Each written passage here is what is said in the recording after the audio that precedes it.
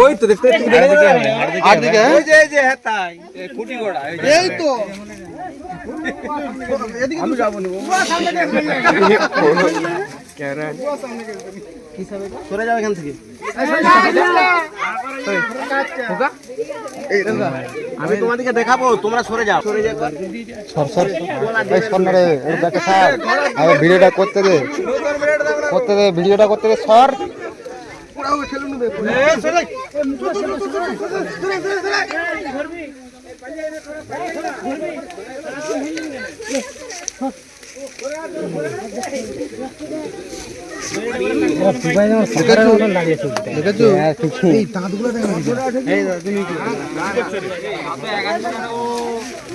তোমরা সরে যাও।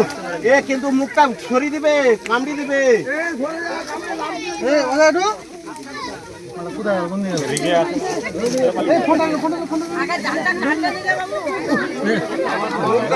কাটবে কি করে?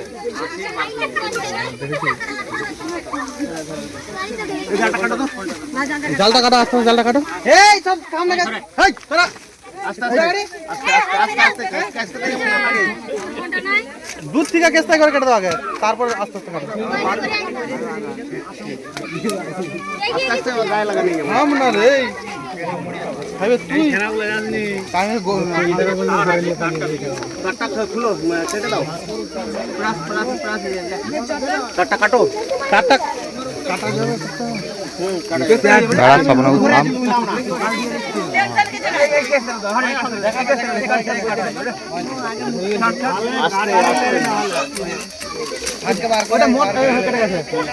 পাটটা খুলে দাও, খালি জাল বেরিয়ে যাবে।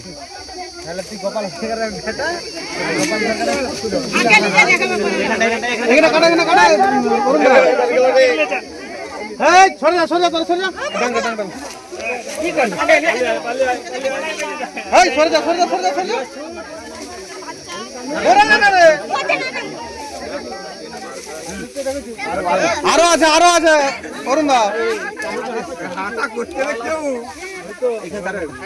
वो 2-3 दिन আছে না বড় না না एक একটু ভিডিও करता है हम लोग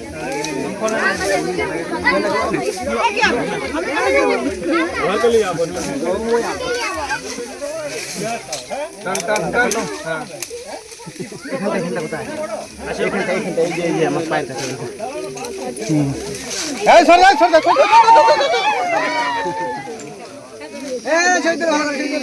এইখানটা কাটা, এইখানটা খুলো কাটা। আসলে বেলাটা করে কাটতে হবে না।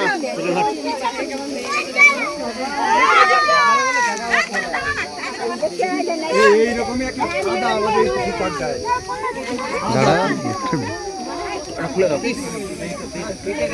কিছুই হয়নি।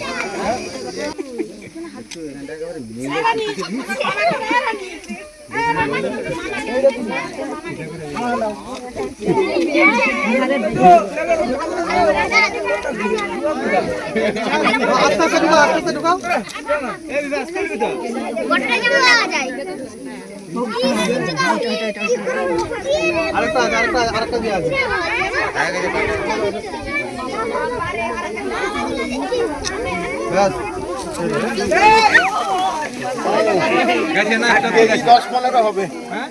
কেজি 10-15 হবে, আমার মতোই হবে লম্বা। এটা হচ্ছে ইন্ডিয়ান রক পাইথন, ময়াল সাপ। দেখুন আমার হাতে জড়িয়ে দিচ্ছে। যাই হোক ভিডিওটা করো, ভিডিওটা। এদেরকে মারবেন না, দেখা মাত্র আমাদেরকে খবর দিন বা বন দপ্তরে জানাবেন, আমরা সঙ্গে সঙ্গে এসে উদ্ধার করব। এরা মানুষের ক্ষতি করে না, আসল কথা কি খাওয়ার জন্য হয়তো চলে। এরা মানুষের ক্ষতি করে না, এরা বিশ্বধর নয়, এরা নির্বিষ। চন্দ্রকোনাতে আবারও উদ্ধার হলো ইন্ডিয়ান রক পাইথন অর্থাৎ ময়াল সাপ। একটি আমবাগানে জালে জড়িয়ে গেল, সেই জন্য আমরা ময়াল সাপ হিসেবে ছুটে এসেছি সাপটি বাঁচাতে। কারণ এরাই বর্তমানে আমাদের মানে পরিবেশের ভারসাম্য রক্ষা করছে, তাই এদেরকে বাঁচাতে হবে। আমরা ছুটে এসেছি, আমরা সঙ্গে সঙ্গে জাল ছাড়ালাম। যার ফোনে এসেছি তার কাছে জেনে নেবো যে কী ঘটনা ঘটেছিল।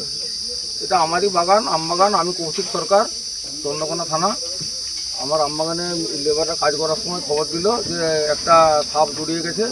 আমি সঙ্গে সঙ্গে সেই জন্য দাদার নাম্বার ছিল আমার কাছে বন দপ্তরের, ওনাকে ফোন করার সাথে সাথে উনি এসে মোটামুটি খুব তাড়াতাড়ি সাপ থেকে উদ্ধার করেছে। আপনার নাম? আমি কৌশিক সরকার। গ্রামের নাম? আসকান্দা।